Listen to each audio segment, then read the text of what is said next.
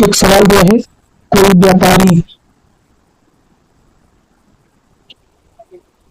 व्यापारी किसी वस्तु के अंकित मूल्य पर 10% की छूट देता है और 15 वस्तुएं खरीदने पर 4 वस्तुएं मुफ्त देता है और पूरे लेनदेन में 35% लाभ अर्जित करता है। माना कि कोई ग्राहक 15 वस्तुओं के लिए भुगतान करता है, तो वस्तुओं का अंकित मूल्य उसके क्रय मूल्य से कितने प्रतिशत अधिक है। देखिए, इसको हल करने के लिए सबसे पहले मान लेंगे कि कोई मार्क प्राइस है, इस पर सबसे पहले वो 10% की छूट देता है, मतलब कि इसमें हो जाएगा पूरा 9/10 का। अब पुनः बता रहा है कि 15 वस्तुएं खरीदने पर 4 वस्तुएं मुफ्त देता है, मतलब कि दाम लेता है 15 का तथा वस्तुएं देता है 19, यानी इसमें पुनः 15/19 का गुणा हो जाएगा। फिर दोबारा बताता है कि इस प्रकार बेचने पर उसे 35% का लाभ होता है, यानी कि मान लीजिए सीपी है, तो जब इसको 35% का लाभ होता है तो 35% का फ्रैक्शन हो जाएगा 7/20, यानी कि यह जो मान होगा सीपी के 27/20 के बराबर होगा। अब देखिए, इसको यहीं पर हल कर देंगे तो मार्क प्राइस तथा सीपी का रेशियो 19:10 आ जाएगा, मतलब कि मार्क प्राइस जो है वह 10 से 9 अधिका बढ़ाकर अंकित किया है। यहाँ पे 9-10 का 90% हो जाएगा। एक तो सवाल है, एक टैक्सी स्टैंड से 2 कैब 12 मिनट के अंतराल पर 57 किमी प्रति घंटा की चाल से चलना शुरू करती है। दोनों कैब एक ही दिशा में चलती हैं। एक व्यक्ति टैक्सी स्टैंड की ओर विपरीत दिशा से आ रहा है, जो 10 मिनट के अंतराल पर दोनों कैब से मिलता है। व्यक्ति की चाल किमी प्रति घंटा में ज्ञात कीजिए। देखिए, ये मान लीजिए टैक्सी स्टैंड है तथा यहाँ व्यक्ति है। यहाँ पे जो टैक्सी है उसकी चाल 57 किमी प्रति घंटा है तथा वह 12 मिनट के अंतराल पर चलती है। तो मान लीजिए व्यक्ति यहाँ पे खड़ा है, तो वह पहले टैक्सी से मिलता है और मिलने के बाद पुनः इस तरह चलने लगता है आगे की ओर। फिर देखिए 10 मिनट के बाद जो दूसरा जो टैक्सी है उसको यहाँ पे वह उससे मिलता है। अब देखिए, यहाँ पर ध्यान दीजिए, जो यहाँ से चलकर यहाँ पर आया व्यक्ति, इसीलिए 10 मिनट के अंतराल पर वह दूसरे टैक्सी से मिला। बट यदि यहाँ पर ही रहता तो वह 12 मिनट के अंतराल पर दूसरे टैक्सी से मिलता, क्योंकि टैक्सी 12 मिनट के अंतराल पर चल रही है। मतलब कि ध्यान दीजिए, ये वाली जो दूरी है उसे आदमी तय कर रहा है 10 मिनट में, तथा इसी दूरी को जो कैब है, जो टैक्सी है, वह इसको 2 मिनट में तय करेगी, क्योंकि 10 मिनट तो पहले ही कैब खा चुकी है। यानी कि यहाँ पे आदमी तथा कैब की स्पीड देखेंगे तो आदमी सेम दूरी को तय करने में 10 मिनट ले रहा है, लेकिन कैब सेम दूरी तय करने के लिए 2 मिनट ले रहा है। मतलब कि जो टाइम का रेशियो है वह 1:5 है, तो मैंने 5:1 है, तो स्पीड का रेशियो हो जाएगा 1:5, यानी टाइम का उल्टा हो जाएगा, क्योंकि जो डिस्टेंस है वह सेम है। देखिए, अब हमको पता है कि कैब का स्पीड जो है 57 किमी प्रति घंटा है, तो यहाँ से आदमी का स्पीड निकाल देंगे तो 57 में 5 का भाग कर देंगे तो 11.4 किमी प्रति घंटा आ जाएगा आंसर। एक सवाल है, यदि x y क्यूब -1 के व्युत्क्रमानुपाती है, तब y बराबर 4 होने पर x बराबर 6 के बराबर है। y का मान 4 होने पर x का मान 6 के बराबर है, तो y का मान 8 होने पर x का मान ज्ञात कीजिए। तो इसको इस प्रकार लगा देंगे, x प्रोपोर्शनल 1/y पर, तो हो जाएगा x2 बटे के x1 बराबर y1 बटे के y2 के तरह इसको हल कर देंगे तो x का मान 54 बटे के 73 आ जाएगा। ईंधन की कीमत 3 क्रमिक महीनों में क्रमशः 10%, 45% और 10% कम होती है, लेकिन चौथे महीने में 65% बढ़ जाती है। ईंधन कि मूल कीमत की तुलना में चौथे महीने में उसकी कीमत में कितने प्रतिशत की वृद्धि अथवा कमी हुई। उत्तर को दशमलव स्थानों तक पूर्णांकित कीजिए। तो देखिए ईंधन की कीमत में 3 क्रमिक महीनों में देखिए 10%, 45% तथा 10% कम होती है, यानी कि 10% का फ्रैक्शन हो जाएगा 1/10 होगा, तथा जब कम हो जाएगा 1/10 में से यानी 9/10, फिर 11/20 हो जाएगा, और उसके बाद 9/10, उसके बाद जो होगा फिर दूसरा जो चौथा महीना है उसमें बढ़ोतरी हो रही है, यानी 65% का 65% का फ्रैक्शन हो जाएगा 13/20, यानी कि हो जाएगा 33/20। अब इन सब का पूरा कर देंगे तो इसका जो रेशियो हो जाएगा 73.5/100, मतलब कि जो पुरानी कीमत तथा जो नया कीमत है उसका रेशियो हो जाएगा 100 संबंधित 73.5, यानी कि जो कमी हो रही है वो 100 माइनस 73.5, यानी लगभग 26.5% की घटोतरी होगा। इस सवाल को देखिए, यदि यक्स जो है वाई के व्युत्क्रमानुपाती है और यक्स बराबर 4 होने पर वाई बराबर 6 है, तो वाई बराबर 32 होने पर यक्स का मान ज्ञात कीजिए। तो इसको व्युत्क्रमानुपाती वाले रूल्स लगा देंगे, यानी x प्रोपोर्शनल 1/y, तो हो जाएगा x2/x1 बराबर हो जाएगा y1/y2। इसमें मान रख के हल कर देंगे। एक सवाल है, शुद्ध घी का मूल्य 86 रुपया प्रति केजी है। एक बेईमान दुकानदार इसमें 43 रुपया प्रति केजी मूल्य वाले वनस्पति तेल की मिलावट करने के बाद इस मिश्रण को 80 रुपया प्रति केजी की दर से बेचता है, जिससे उसे 60% का लाभ होता है। वह दोनों को किस अनुपात में मिश्रित करता है? तो देखिए इसको एलिगेशन विधि द्वारा लगाएंगे। 2 प्रकार के घी है, एक तो घी है 86 रुपया प्रति केजी तथा दूसरा घी है 43 रुपया प्रति केजी। दोनों को वह मिलाता है और उसको 80 रुपया प्रति केजी की दर से बेचता है, तो फिर उसे 60% का लाभ होता है। तो यह सबसे पहले पता करेंगे कि जब दोनों घी को मिला दे रहा है तो उस मिश्रण का सीपी कितना हो रहा है, यानी क्रय मूल्य कितना बन रहा है। तो देखिए 80 रुपया प्रति केजी के हिसाब से बेचता है तो 60% का लाभ हो रहा है, मतलब कि 80 जो है वो 160 का मान है, तो 100 का मान निकाल लेंगे तो 50 रुपया प्रति केजी आ जा रहा है, मतलब उसका क्रय मूल्य 50 रुपया प्रति केजी आ रहा है। तो अब देखिए एलिगेशन लगाएंगे तो एक कोना में 86, एक कोना में 43 तथा सेंटर में 50 लिख देंगे। तो देखिए 50 में 43 घटा देंगे तो 7 आ जाएगा, और फिर 86 में से 50 घटा देंगे तो 36 आ जाएगा, मतलब कि उन दोनों प्रकार के घी को 7 संबंधित 36 के अनुपात में मिला रहा है। मतलब कि यदि 86 रुपया प्रति केजी वाले घी को 7 किग्रा मिलाता है तो 43 रुपया प्रति केजी वाले घी को 36 किग्रा मिलाकर बेच रहा है। एक सवाल है, किसी सेल के दौरान 50% माल को 45% लाभ पर बेचा जाता है। शेष माल में से 30% माल को 27% लाभ पर बेचा जाता है और अभी भी शेष माल को 43% की हानि पर बेचा जाता है। यदि समग्र लाभ x% है तो x का मान कितना होगा? इस सवाल को डेविएशन मेथड से हल करेंगे। तो देखिए मान लीजिए कि जो माल है वह 100% है, तो 50% माल यानी 100 का 50 माल 45% के लाभ पर, यानी कि हो जाएगा 50 गुणे की 45। फिर देखिए शेष माल में से 30% माल को यानी 50 का 30%, 50 का 30% मतलब कि 15 यूनिट जो माल है उसको 27% के लाभ पर यानी 15 गुणे के 27% पर बेच रहा है, तथा बाकी शेष यानी 50 बिक गया 15 बिक गया तो बचा 35 यूनिट। इन 35 यूनिट को 43% के हानि पर बेच रहा है। तो यहाँ से हो जाएगा x% बराबर 50 गुणे के 45% प्लस 15 गुणे के 27% माइनस 35 गुणे के 43%। अब देखिए इतना x% का मान होगा।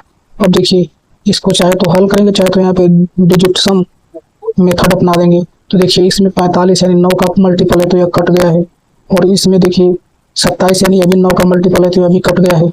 अब देखिए जो 35 गुणे 43 है इसका डिजिटल सम निकालेंगे तो 8 गुणे के 7 यानी 56, और 56 को जोड़ेगा 5 11, यानी कि इसका जो डिजिटल सम होगा वह डिजिटल सम जो होगा वो -2 यूनिट अथवा 7 यूनिट आएगा, तो वह ऑप्शन सही होगा जिसका डिजिटल सम 7 होगा, यानी 11.5 आंसर होगा।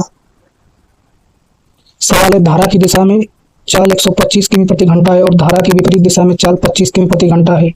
किसी स्थान तक जाने और वापस आने में कुल 25 घंटे लगते हैं। नाव द्वारा तय की गई कुल दूरी किलोमीटर में कितनी है? यहाँ पे दूरी को x मानकर सवाल को हल कर देंगे, आंसर आ जाएगा। एक सवाल दिया है, निम्नलिखित में से कौन सा अनुपात सबसे बड़ा है? दिया है 43 संबंधी 76, 38 संबंधी 51, 22 संबंधी 61, 30 संबंधी 74। तो देखिए इसको लगाएंगे तो चौथा ऑप्शन पहले देख रहे हैं, तो दिया है 30 संबंधी 74। 74 का आधा 37 होता है, यानी 37 से भी कम 30 है, मतलब कि जो चौथा ऑप्शन है वह आधा से भी कम है, अतः यह बड़ा नहीं होगा। फिर देखिए 61 का आधा लगभग 30.5 होता है और 22 जो है 30.5 से भी कम है, मतलब यह भी आधा से कम है। अब देखिए 51 तथा 51 का आधा 25.5 होता है, लेकिन 38 जो है कि वह 25 से अधिक है, मतलब कि यह आधा से अधिक है, दूसरा ऑप्शन। और देखिए पहला ऑप्शन, देखिए 76 का आधा जो होता है वह होता है 76 का आधा 38 होता है, 43 भी 38 से लगभग ज्यादा है, मतलब कि पहला और दूसरा ऑप्शन आधा से अधिक है। तो इन दोनों में अब चेक करेंगे, तो देखिए 76 का आधा जो होता है 38 होता है, तो हम 43 को लिख सकते हैं 38 + 5, तथा यहाँ पे हम देखिए 38 को लिख सकते हैं 35 + 13। अब देखिए 38/76, अब इसको खंड के रूप में तोड़ेंगे तो 38/76 ये तो आधा हो जाएगा। अब देखिए 5/76 यानी लगभग 1/15 के बराबर हो रहा है।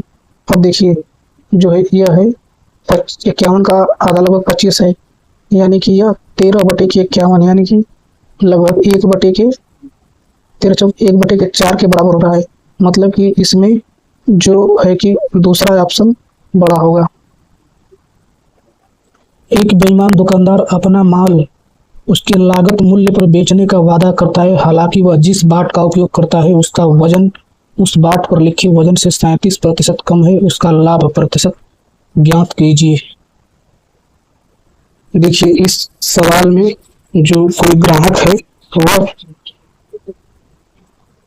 वह जो है 100 रुपया का सामान खरीदता है, लेकिन गलत बाट की वजह से जो दुकानदार है वह 100 रुपये का सामान न देकर 63 रुपया का सामान देता है, यानी कि वह उस दुकानदार से वह ग्राहक से वो 100 - 63 यानी 37 रुपया का लाभ कमाता है, लेकिन सिर्फ सामान देता है 63 रुपया का, यानी कि वह जो दुकानदार है वह 63 पर 37 रुपया का लाभ कमा रहा है, यानी लाभ प्रतिशत हो जाएगा 37/63 गुणे के 100। सवाल दिया है, एक त्रिभुज की भुजाएं 189 सेंटीमीटर, 48 सेंटीमीटर, 195 सेंटीमीटर है, इसका क्षेत्रफल कितना होगा? तो देखिए सबसे पहले 3 से सभी भुजाओं को घटाएंगे तो आएगा 63 संबंधी 16 संबंधी 65। 63 16 65 से यह समझ में आ रहा है कि यह राइट एंगल त्रिभुज है, क्योंकि 63 16 65 ट्रिपलेट है, मतलब कि जो राइट एंगल ट्रायंगल बनेगा उसमें जो 90 अंश का कोण बनाने वाली भुजा होंगी 189 और 48 तथा 195 जो होगा वह कर्ण होगा, तथा हम जानते हैं कि समकोण त्रिभुज का क्षेत्रफल 1/2 आधार गुणी ऊंचाई, यानी 1/2 गुणे के 189 गुणे के 48, यानी इसका आंसर आ जाएगा 4536 सेंटीमीटर स्क्वायर।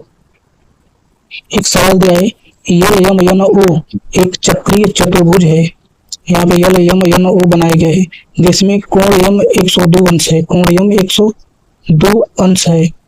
L और N की स्पर्श रेखाएं L और N की स्पर्श रेखाएं बिंदु P पर मिल रही हैं।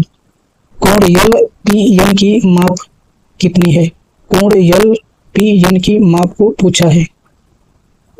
देखिए इस प्रकार सवाल हल करने का जो ट्रिक होता है, यदि ये वाला जो P वाला एंगल है वह थीटा है तो इसको माइनर आर्क बोला जाता है, तथा इसमें बनने वाला जो एंगल होता है वह 90 + θ/2 होता है, तथा यहाँ पर दिया है 90 + θ/2 का मान 102 अंश, तो यहाँ से थीटा का मान निकाल देंगे तो 24 अंश आ जाएगा। सवाल है, एक ठोस अर्धगोले का संपूर्ण पृष्ठीय क्षेत्रफल 155 सेंटीमीटर स्क्वायर है, तो इसकी त्रिज्या सेंटीमीटर में ज्ञात कीजिए। देखिए, एक ठोस अर्धगोले का संपूर्ण पृष्ठ बराबर होता है 3 पाई आर स्क्वायर, यानी 3 गुणे के 22/7 गुणे आर स्क्वायर बराबर 155। तो यहाँ से आर का मान हो जाएगा करड़ी में 1085/66। एक सवाल दिया, 3 घंटियां 12, 15 और 18 मिनट के अंतराल पर बजती हैं। यदि वे 10 AM पर एक साथ बजती हैं तो वे पुनः किस समय एक साथ बजेगी। तो देखिए, इसको निकालने के लिए 12, 15 और 18 का लसा लेंगे तो आएगा 180 मिनट, यानी कि 180 मिनट के अंतराल पर वो घंटियां एक साथ बजती हैं। तो मतलब कि देखिए, 180 मिनट मतलब 3 घंटा। तो एक बार 10 AM पर यदि एक साथ बजी हैं तो ये 3 घंटा बाद यानी कि 1 PM पर फिर से एक साथ बजेंगी। एक सवाल दिया है, एक मशीन के मूल्य में 10% वार्षिक दर से ह्रास होता है। यदि मशीन का वर्तमान मूल्य 1 लाख है तो 2 वर्ष बाद इसका मूल्य कितना होगा। तो देखिए, 10% की दर से ह्रास होता है, यानी 10 का फ्रैक्शन 1/10 होता है, यानी कि यदि 10 है तो 1 कम होकर 9 हो जा रहा है।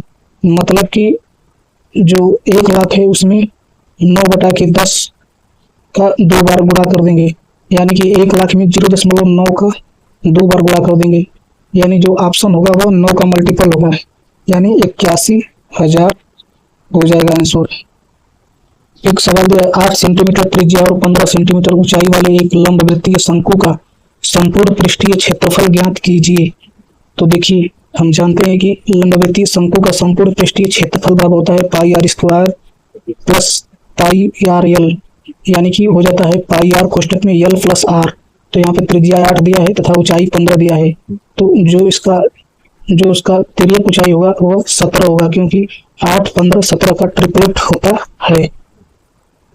तो यहाँ पे संपूर्ण पृष्ठ हो जाएगा पाई गुणे के 8 गुणे के 17 प्लस 8 यानी 25, 25 8 200, यानी 200 पाई सेंटीमीटर स्क्वायर आंसर होगा। सवाल है, एक हॉस्टल में 80 विद्यार्थी नए एडमिशन के कारण 30 नए विद्यार्थी मेस में शामिल हो जाते हैं और मेस का दैनिक व्यय 260 बढ़ जाता है, जबकि प्रति विद्यार्थी औसत व्यय 10 रुपया कम हो जाता है। मेस का मूल दैनिक व्यय रुपया में निकटतम दहाई तक पूर्णांकित ज्ञात कीजिए। तो देखिए, पहले छात्र की संख्या 80 है तो उस समय माना एवरेज व्यय पर विद्यार्थी का यक्स है। अब देखिए, 30 नए आ जाते हैं तो 110 विद्यार्थी रहते हैं। इस समय जो एवरेज प्रत्येक विद्यार्थी पे खर्चा जो होता है यक्स माइनस 10 हो जा रहा है, मतलब 10 रुपया कम हो जा रहा है। अब देखिए, लेकिन बात करें दैनिक व्यय की बात करें तो 260 रुपया बढ़ भी जाता है, मतलब कि 80 गुणा के यक्स प्लस 260 बराबर हो जाएगा 110 गुणा के कोष्टक में यक्स माइनस 10। अब इसको हल करेंगे तो यहाँ से यक्स का मान निकाल लेंगे तो 1336/3 आ जाएगा। अब देखिए, मूल दैनिक व्यय निकालना है तो 80 गुणे के यक्स प्लस 260 में जो है कि मूल व्यय ज्ञात करना है, मेस का मूल दैनिक व्यय ज्ञात करना है, तो हो जाएगा 80 गुणा के 136/3। इसको हल कर देंगे तो आ जाएगा 3630। देखिए, सवाल है, 30 विद्यार्थियों के एक समूह द्वारा प्राप्त औसत अंक 70 है और 20 विद्यार्थियों के एक अन्य समूह द्वारा प्राप्त औसत अंक 80 है। यदि दोनों समूहों के विद्यार्थियों को एक साथ शामिल कर लिया जाए तो समस्त विद्यार्थियों द्वारा प्राप्त औसत अंक ज्ञात कीजिए। तो देखिए, 30 विद्यार्थियों का औसत 70 है, यानी कि टोटल हो जाएगा 30 गुणे के 70 यानी 2100।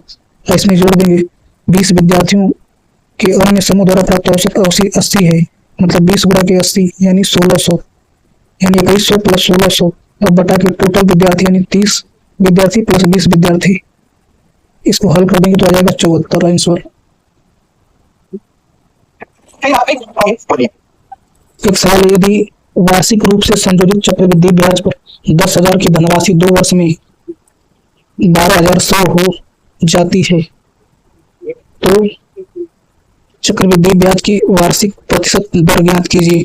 तो हम यहाँ से देख रहे हैं कि 10,000 की धनराशि पर वर्ष में 12,100 हो जा रही है। मतलब इसका रेशियो निकालेंगे तो 100 की धनराशि 121 हो जा रही है 2 वर्ष में। तो मतलब कि 100 की राशि 21 बढ़कर 121 हो रही है, यानी कि यहाँ पे उसका जो वार्षिक प्रतिशत दर होगा वह 10 होगा, क्योंकि हम जानते हैं कि 10 का ही सक्सेसिव होता है 21 होता है। 10% और 10% का सक्सेसिव 21% होता है। ये एकदम हल्का सवाल है। सवाल जो है, वस्तुओं यक्ष और वाई के क्रय मूल्यों का अनुपात 3 संबंधी 7 है। किसी व्यक्ति ने वस्तु यक्ष को बेचकर 14% का लाभ अर्जित किया तथा वाई को बेचने पर 11% की हानि हुई। संपूर्ण लेन देन में उसका लाभ अथवा हानि प्रतिशत कितना है? तो देखिए यक्ष और वाई है, इनका जो सीपी है उनका रेशियो है 3 संबंधी 7। देखिए जो यक्ष को बेचने पर उसे 14% का लाभ होता है, यानी हो जाएगा यह 42% लाभ हो जाएगा। तथा देखिए जो वाई है उसको 11% की हानि पर बेचा है, यानी हो जाएगा 7 गुणे के -11 यानी -77। अब देखिए -77 में से 42 घटा देंगे तो -35% आएगा, मतलब कि उसको 35% की हानि हो रही है। तथा कितने पर हानि हो रही है? तो 3 + 7 यानी 7 3 10 पर हानि हो रही है। तो 35% में 10 का भाग कर देंगे तो आ जाएगा 3.5%, यानी 3.5% का लॉस होगा। सवाल 2, रमेश ने 2 अलग अलग योजनाओं में 2 वर्षों के लिए 25,000 का निवेश किया।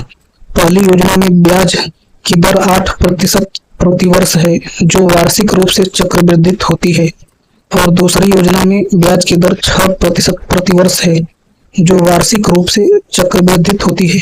दोनों योजनाओं से अर्जित चक्रवृद्धि ब्याज में कितना अंतर है?